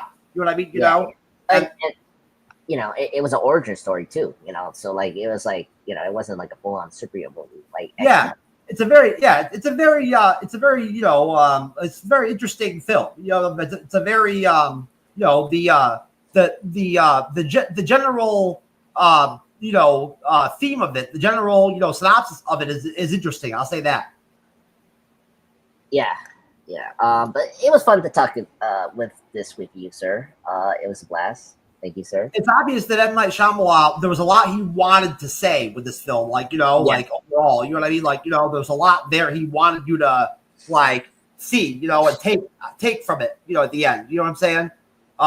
That was either, effective, for people when they watched it or wasn't. You know what I mean? In terms of the messaging with the film, you know what I'm saying? But yeah, that's typical M. Night Shyamalan, right? yeah. It's very typical of him. But still his better outings than his like later ones. His later ones are really bad. Yeah, I'm not sure. I've fallen off with his film, so I don't know. I'm not sure about the quality of his last couple movies. I haven't seen them. Oh my god. I mean, we already discussed that with Lady in the Water. Is pretty bad. I saw bits and pieces of Lady in the Water. It looked really boring and Yeah, and really stupid and weird. yeah, it was very weird. And then what is it? The Happening was so bad. It's so bad you laugh at it. I never saw it. Yeah, don't see it. Then he did the last Ember, the Avatar, the last Ember, Amity. I heard that was really bad. Yeah, very bad. He did After Earth. That was the Will Smith movie. Yeah, that was bad. Yeah, I didn't like that. Yeah. And then then he had like a comeback with the horror movie Visit, and then he did Split, which I think got him back to be. What was his comeback movie? It's called The Visit. It's like this Oh, The Visit. yeah. It was like this it's like the found footage horror movie he did, and it was good. It was decent. I forgot about that movie. I think I watched it, but I can't remember, to be honest with you. I didn't realize he made a found footage movie. Yeah, that was like the start of his comeback, and then he did Split, which was so huge and like was very big, and then he did Glass, which was the combination of this trilogy he like secretly did. So yeah. Right at the same time where the MCU was like reaching pinnacle, peak mass. You know what I'm saying? He decided to do the trilogy. At the perfect time for it. You know what I mean? Yeah, exactly. So, and then after that, he's been constantly consistent making movies, from like horror / like, very like interesting concept movies, I'm sure there's probably a lot of people in Hollywood, that are probably really happy that like the MCU has really fallen off, and that superhero genre has really fallen off box office wise and like, quality wise and all that, with film. And it's not as impactful as it was. I'm sure there's probably people in the industry that are really happy about that, Well, I mean, I don't know. The same people that didn't like the success of Marvel to begin with, Well, I mean, of course not, because they created a trend that like affected Hollywood completely with the trend of shared universe and all that. So yeah, of course I understand why they don't like them, and they're happy they're falling off as usual. Well, yeah, I'm sure you must have heard that there were people in Hollywood that have had negative things about the impact of on film of the MCU. There's been people who have been publicly critical before. Oh yeah. I heard those stories before. I mean, Martin Scorsese has said things before publicly. Oh yeah, I heard those things. Some of it I agree, some I don't agree, but yeah, I do agree that they're hurting certain aspect. You know, like the score, like cinematography, score. I agree that they're so inconsistent, and sometimes like that's not how you do it. And then Well, I mean, it's very limited from a film standpoint. You know, like you know how I am. I like more adult films. You know, where there's nudity and sex and violence and yeah, R-rated stuff. You know, all that. You know what I mean? You don't get that from Marvel. It's not there. You know, unfortunately. You know what I'm saying? As much as some of us fans would love it if they would just give in and make films like that more. You know what I'm saying? And have themes like that in their films. You know. That's a line that they're not willing to cross. Apparently, even if there is money in it, they don't want to consistently do it or be all about making movies like that at all. No. Yeah. Well, we'll see. I mean, I don't know. It's kind of funny now. But obvious after Deadpool and Wolverine, there's several things that are obvious after that the success of that film. But one thing about it is that there's a demand, among MCU fans in general, and then just people in general, for adult orientated R-rated type superhero fare. Like that works. It sells. Yeah, I mean, we saw that with the Deadpool trilogy. And then other rated R-related things like John Wick and Oppenheimer were a big success. So there is a demand to that. Oh yeah, there always will be. There's always going to be a demand for those films, for R-rated type films and stuff like that. TV shows. Yeah, and I think transitioning into our trailer reaction, but DC is going to do that with as James Gunn said before, there's going to be movies that are going to be dark and rated R. So that's good news there. Well, he hasn't really said that. That's true. Yeah. It's commonsensically like you would imagine that it would happen. You know what I'm saying? After Suicide Squad and the success of that, you know what I mean? Yeah. Or at least how well it was received overall. You know what I'm saying? It wasn't that critically, didn't do that well, the first one. But yeah, the second one didn't do all that well either, because of because it was hurt by the first one. Oh yeah, well, and also it was hurt because it was released the same time as the streaming service movie. Because remember, it came at a bad time for DCU films at that time too. Like overall, if you think about it, Yeah, I mean, you're right. I mean, it didn't help. It was coming from the first movie that was not good, and there's other factors. But it's a non-canonical, not an in-universe movie that's it's on its own in its own universe. That it wasn't connected to the actual DCU, Yeah, it's crazy. But it was a good decision to make that film, though. For Warner Brothers, you know what I'm saying? That was a good move. Yeah, I agree because I mean they got James Gunn and he's now running the show, so that's good. Oh yeah, and they cast that movie really well too. Yeah, great cast, really good. Most definitely the lack of box office success for superhero films and stuff like that, or the fall off of the quality has not hurt the ability to cast big name up and coming actors in these projects. You know what I'm saying? No, it's been I mean everyone trusts Gunn as a director producer, so I trust him. Yeah, I don't know if everybody does, but I'm sure some people do. Well, no, I mean not everyone, but yeah, but I mean look, he has the more consistent success in terms of comic movies. I mean, Guardians of the Galaxy 3 did well, and it was the better of phase these multiverse saga phases. I think Gunn is really talented. Don't get me wrong. You know what I'm saying? He's I don't know that much about him really at the end of the day. Like you know more about him than I do, but he's obviously a sort of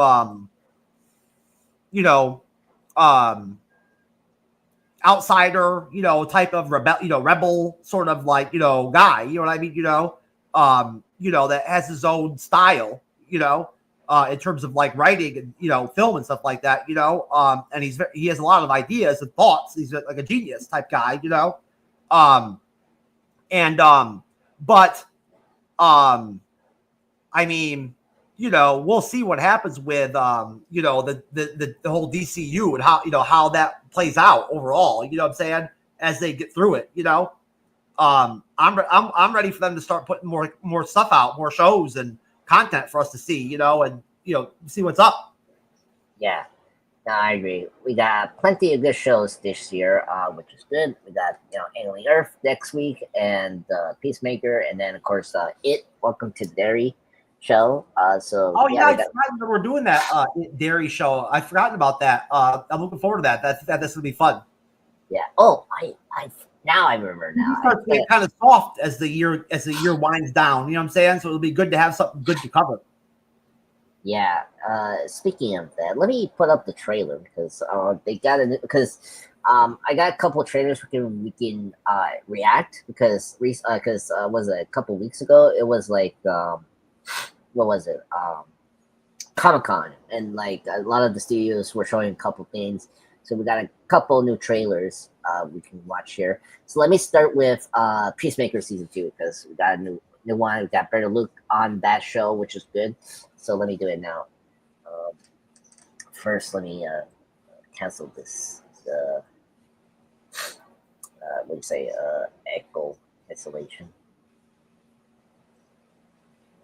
New trailer of Peacemaker season 2. Enjoy. We doing it up in style. Hey guys, I got beer. On? Duh. Oh, okay. Okay. Just hand it to him. I'll just hand it to him.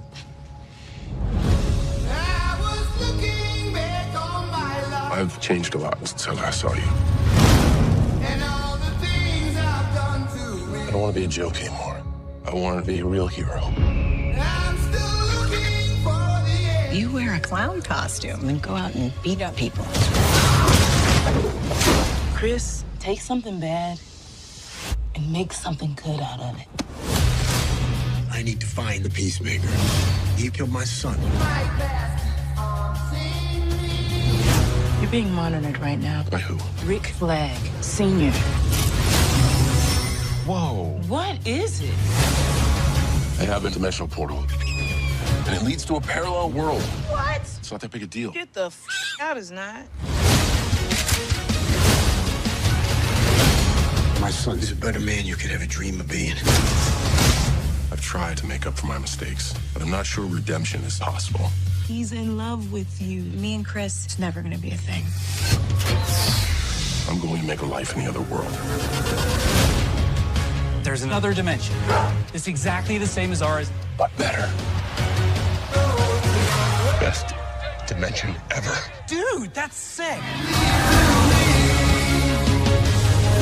We need to close that dimensional rift.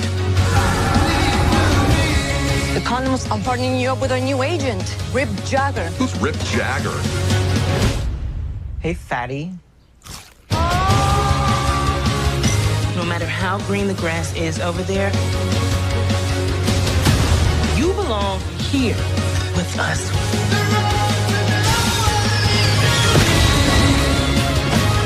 We're gonna get Chris back.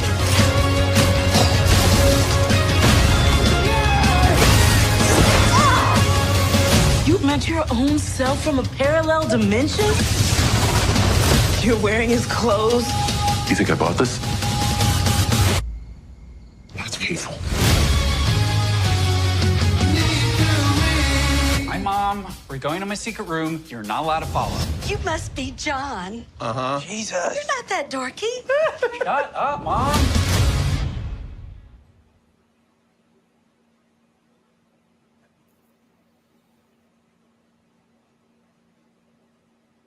You're muted, sir. Thank you. Hold on. Okay. I thought the trailer was good. I'm very excited for this show.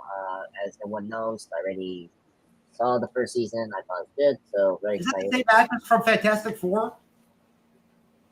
Which one? The girl who plays the Invisible Woman, Sue Storm. Is that the same? Does that chick look like her similarly? No. That's actually James Gunn's wife. And is that who that is? Oh, you told me that before. I forgot that. Yeah. Okay. Yeah. Yeah, her name is Jennifer Holland. She was in Guardians 3. She was that lady that screamed like very loudly when she got shot by the 2014 Gamora version. Yeah. So that's who she is, and she's a character that we saw in the Suicide Squad, and like she's been with the DCEU. Oh, really? Yeah. She's in Peacemaker 1. And then she popped up here and there in some of the movies and turned to poke credits. Like she was in Black Adam. She was in. Yeah, okay. She was in that Black Adam as like an agent, like a government agent. Yeah, or whatever. yeah. Because she was still working with Waller because the Argus. Yeah, she worked for Waller. That's right. Yeah. Yeah. So she was there. Okay, I get the connections now. That makes sense. Yeah, and then she was in. Her and the chubby guy was in Shazam 2 for a post-credit scene because all like a lot of Peacemaker's like allies on the show are former Waller people, like from Suicide Squad, right? Yes. Yeah. And there's a twist with one of them when you get to season 1, which I was shocked. So, but you have to see. Oh yeah, that'll be very soon. I mean, I have no choice. I've got to start watching it like within the next couple of days, so I can get it done before we start reviewing the show. Because before you know it, episode 1 will be out. We'll be covering it that Friday. So yeah, I'm looking forward to it. The trailer was interesting. I mean, it's definitely obviously like a weird kind of show, you know what I'm saying? But it looks cool. Yeah, it's really cool. Yeah. So yeah, very excited when we get. And I'm sure it's probably funny and like raunchy, like I would expect it to be like that. You know what I'm saying? It's like, and I'm sure it is, but you're not going to see that in the trailer. No. Yeah. Yeah, this is definitely James Gunn on his loose. The whole like interdimensional aspect of the season and all that looks really cool. I like that. Yeah, and it fits with what's going on with Superman. So we're dealing with that. So that's good. I'm excited to see Frank Gregor as Rick Flag Sr. So that's gonna be cool because we saw him briefly as Superman. So that's good. Yeah, I know it really sucks that they killed off his son in Suicide Squad. I like that actor a lot that plays the other Flag. Yeah, when we did the Suicide Squad, like James Gunn redeemed that character because he was not good in the first film, but like he was so much better. Good things about the first film. Yeah, but yeah, he was redeemed though in the second film. He did, yeah, he did, and he came off really good as a character. Like a really good fit in the film. Exactly, and so I was very sad when Peacemaker killed him. So that was good. It's good that they're picking that chemistry up. with Harley Quinn and shit like that is good. It's like a good thing for the movie. Yeah, and he had good chemistry with Bloodsport, whatever his name is. Yeah. It's very unfortunate that his character got killed off because I liked him. Yeah, but it makes sense. I mean, but I'm glad that his dad is going to be in Peacemaker season 2. That was good for the DCU to have him around. The father. You know what I mean? Yeah. I know he's in Creature Commandos.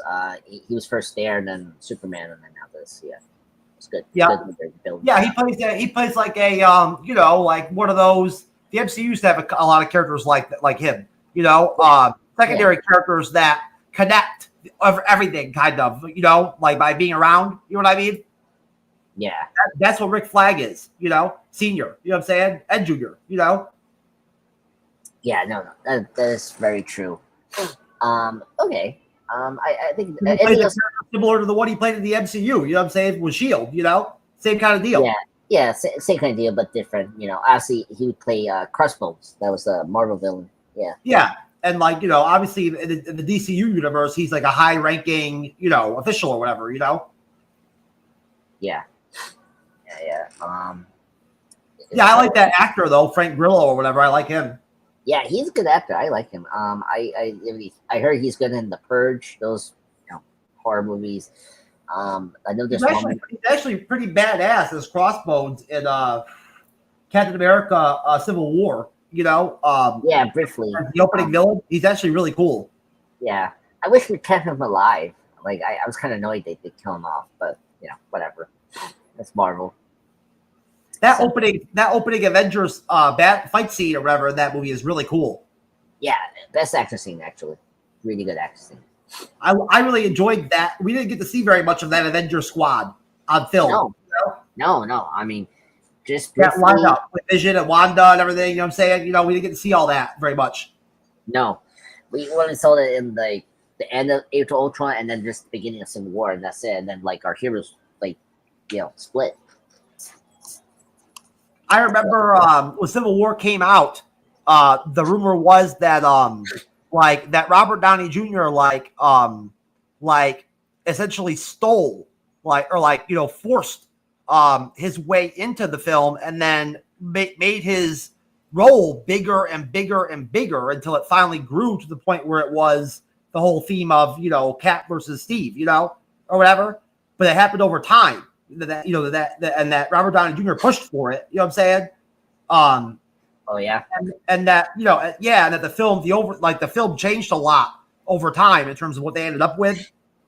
Yeah, well, so what I heard, and that's interesting. I never heard that part. Well, because remember, the DCU was going on.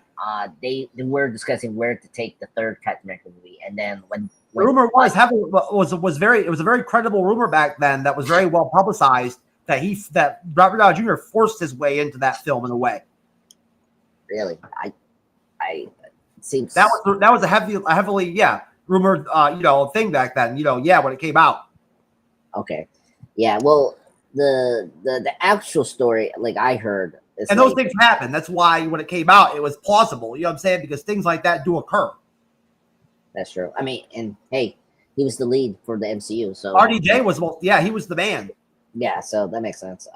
What I heard, like, I mean, I don't think they had like a strong vision of what the third one was, but when Batman v Superman was announced, Kevin Feige say, "Oh, let's do our versus with Iron Man and Captain America." So he decided to tell the Russo brothers do Civil War. So that's how we got to the Civil War. Because remember that cheap who is that guy that like he? But even then, though, doing Civil War does not automatically lead to a Tony Cap duel. You know what I'm saying? No. Well, I think they wanted Daddy to be in the third one. It was just that producer named Plummer, whatever that guy like that was so cheap for Marvel. Like he wanted to like not have Donnie there because it was going to be more expensive. And so that's when when Kevin Feige told Bob Iger to like separate Marvel Studios from the Marvel like entertainment. So that's why we got rid of the Marvel community. If you know that backstory. And so he now went up to he only answered. That happened a long time ago. I'd forgotten about that move. Yeah, so. That's where things get complicated. The details of like the business aspect, of Marvel, all that. Yeah, it was crazy. So it was during the end and then the beginning of Phase 3 and then all that. But anyway, but that's I read that book. It was very interesting. I read the book where it covered all of it. You know what I'm saying? Yeah. And I enjoyed reading that book. It was very interesting. The whole story of the MCU was very interesting. Yeah, especially entry Phase 4 or 5 is like, oh my god, like it's crazy. Okay. Just roughing up the trailer reactions. I got one for Predator Badlands. They got a new trailer here, so I'd be kind of cool to see that. So let me do that. Then we'll get out of here. I think I'm gonna go get new glasses next week. Oh yeah, that's good.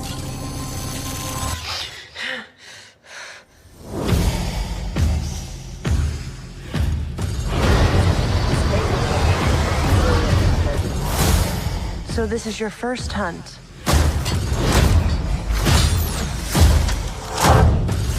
And you've come to the most dangerous planet in the universe.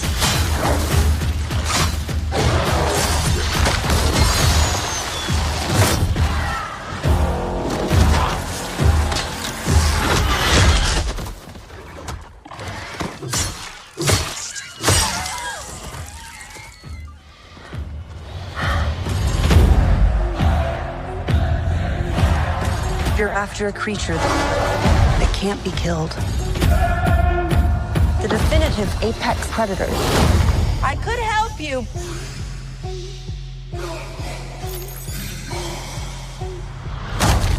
Well, good luck with your journey.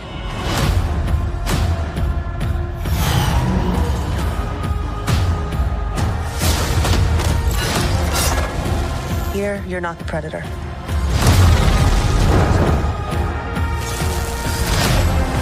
You're the prey.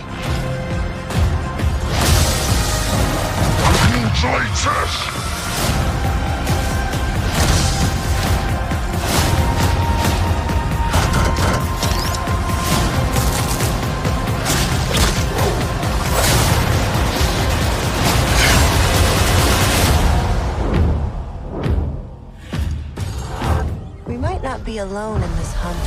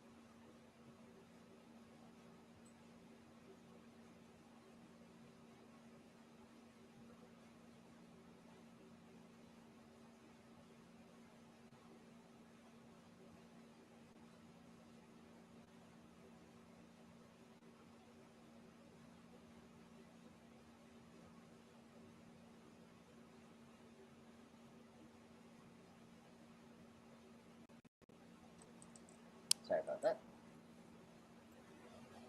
All right, Predator Badlands. You thought about that? I thought it was a good trailer. I thought it was really good. Oh yeah, most definitely. Yeah.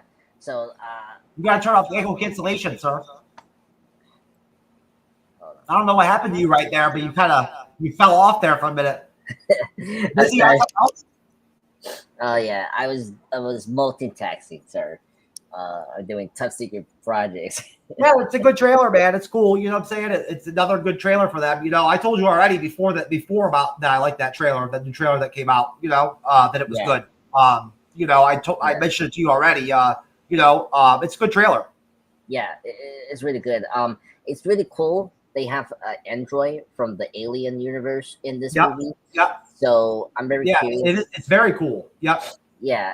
I mean, I don't know if they're gonna do again a crossover between those franchises, but it's cool that they're using Android because that makes a lot of sense to do that for Predator. So, yeah, and then that character looks interesting. Yeah, I mean, it's portrayed by what's her name? Ellie Fanning, great actress. You know, you've seen Man on Fire and all that. She's good.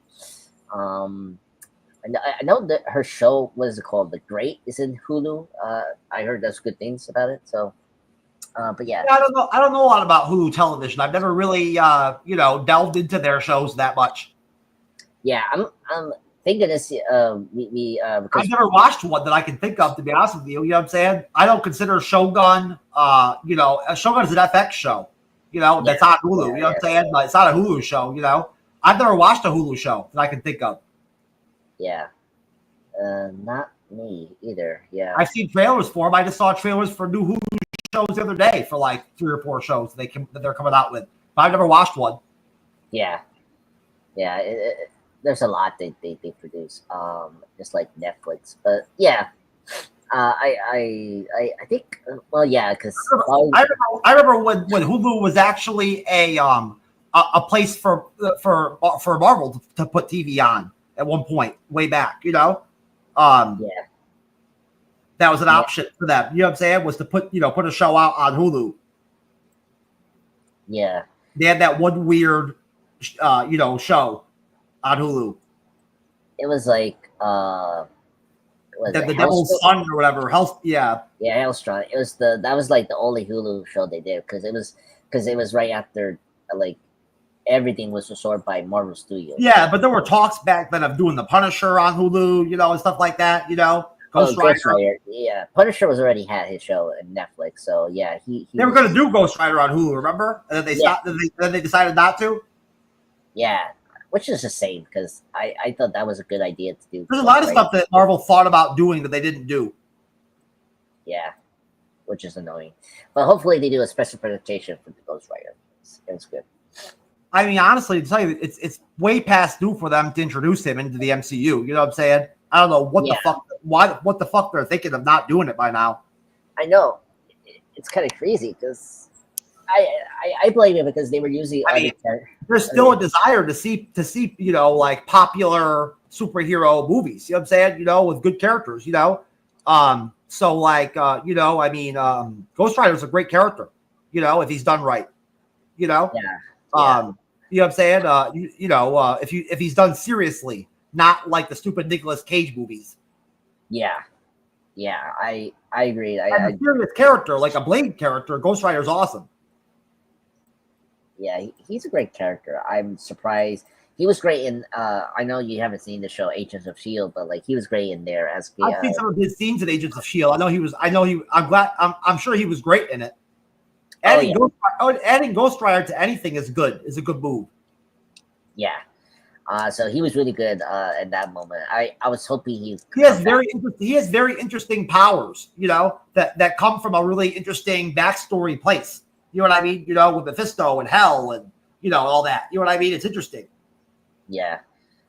Also he has a great design as a superhero. I mean, the Flaming Skull is so iconic. It's so good. Yeah, again, it depends on how he's done. You know what I'm saying? But he is a very cool looking, interesting character overall. He's a living fucking demon, skull, being. You know what I'm saying? He's not human, Yeah.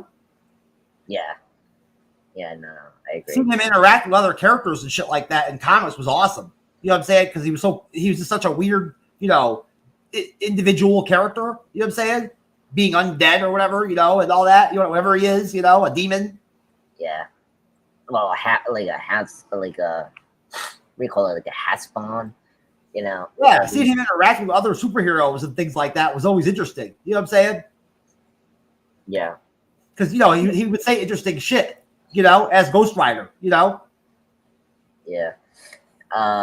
Then there's the whole, thing where he has this human side too, you know what I'm saying? And that's interesting, that whole story, Yeah. That's always interesting. I just wish that the movies did it better, but they never did. Oh no, what they did, the Nicolas Cage films are terrible. Oh yeah, they were so terrible. Like they were so like the mid 2000s movies. I would assume that when they do Ghost Rider in the MCU, they're gonna do it comic book accurate, so it'll be just like the comics essentially. He'll have the same backstory, depending on who they decide to do. You know what I'm saying? For Ghost Rider, I personally always want. You already know I want to see Danny Ketch as Ghost Rider. Yeah. I'm not a massive Johnny Blaze fan personally, but I don't care though either way. Yeah. I guess for me, hold on, let me get the name of Ghost Rider. The Johnny Blaze, Ghost Rider is the most like classic, popular Johnny, Ghost Rider. Yeah. So I want to see again Robin Wright. That was the one for the Agent of S.H.I.E.L.D. I think he was good. The Danny Ketch 1990s Ghost Rider was the most popular Ghost Rider ever was. You know what I'm saying? Like comic wise, You do Ghost Rider had like Ghost Rider had 3 different comic titles at one point in the 90s. 3 different comics that were all Ghost Rider. Yeah, you told me about that. It's interesting that he's the one that's the most popular. That's kind of interesting. Oh yeah, yep. There was a comic that was just him and Johnny Blaze together, called Spirits of Vengeance. And it was a team up of Johnny Blaze and Ghost Rider. There was a comic of that. And then there was regular Ghost Rider. Yeah. Yeah, I'm just looking at it now. Yeah, right. Because like Blaze featured. Ghost Rider wasn't that popular in Marvel Comics when he first came out back in the day as Johnny Blaze. He was a side character. Yeah, because he was in. Yeah, because the Ghost Rider title. I think he had a comic, the old Johnny Blaze, like back in the 70s or whatever. There was Ghost Rider comics, but they canceled the comic. Then they brought it back. Yeah, and then when you brought up the Danny Ketch, the Ghost Rider from 1998 was Danny Ketch. So Yeah. that's interesting. That was the peak of like his comic popularity as Ghost Rider, was the Danny Ketch Ghost Rider. Yeah, and then That's when they were crossing Ghost Rider over with everybody back then. Spider-Man, Wolverine, Punisher, you know. yeah, interesting. You can put him with anybody, Ghost Rider, you know? You can put him with anybody, any character, any superhero.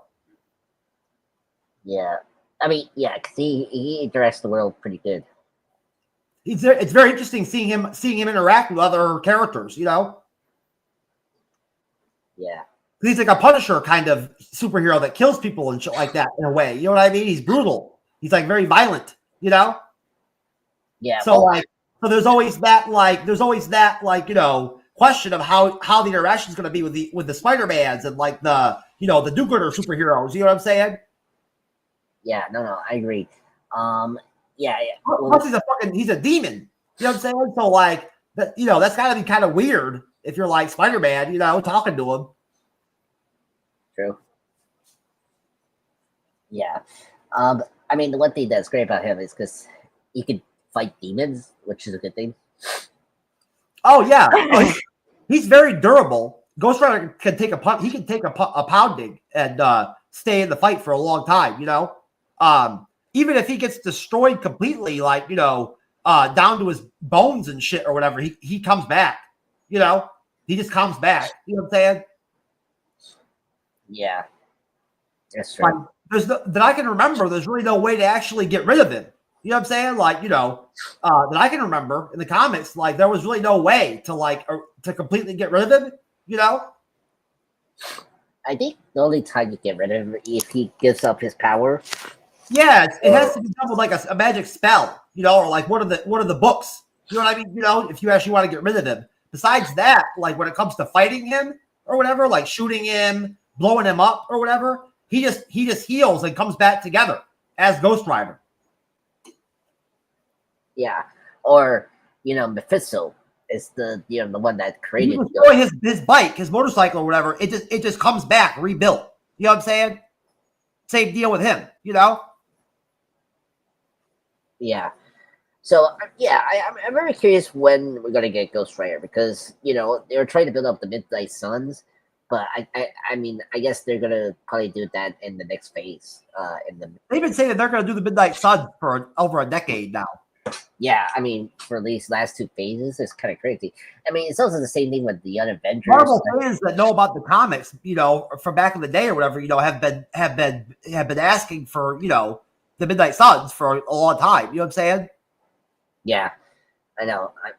I'm just so surprised it took. I mean, well, my biggest problem is that they didn't, like, these phases needed like Avengers team up, and like I think the Midnight Suns could have been a good, like, you know. Well, once they said they were going to do Blade, there was just an assumption among the fans that meant that we'd get Ghost Rider or the Midnight Suns. You know, then they didn't do Blade. Yeah, well, I mean, you didn't even need Blade. Like, you could easily use Ghost Rider first. Like, you don't need Blade for the Midnight Suns. You know what I'm saying? There's other Midnight Suns teams without Blade. You know, you're good with just Ghost Rider. You know what I'm saying? You know, right? Yeah, I don't know why they think that they needed Blade to like be the one for the Midnight Suns. Like, no, like use other. One of the aspects of Danny Ketch's Ghost Rider that I like is the fact that creates a situation where you've got Johnny Blaze also as a character, you know, as just him, as just Johnny Blaze, the person. You know what I'm saying? Without the powers. You know what I mean? Yeah. No, I agree. That's the direction you could go in if you wanted to. You know what I mean? You know, or you could not do that. You know what I'm saying? And not even have Johnny Blaze involved. You know? No. Yeah. Or, you know, I'm like, we got the way. I'm just saying from a Midnight Suns standpoint, the most popular Midnight Suns team from the 90s, the one with Blade, had Johnny Blaze on it too. You know? Yeah, good point. Yeah. Yeah, the most popular Midnight Suns team did not have a lot of well-known characters on it. There was Blade, there was Ghost Rider, but a lot of the characters were characters that were not well known. They were only known through things like Ghost Rider comics. You know what I'm saying? Yeah, or you know. Yeah, that's true. All right. They're like a lot of those initial Midnight Suns members were like characters that were nothing but vampire hunters and things like that, you know?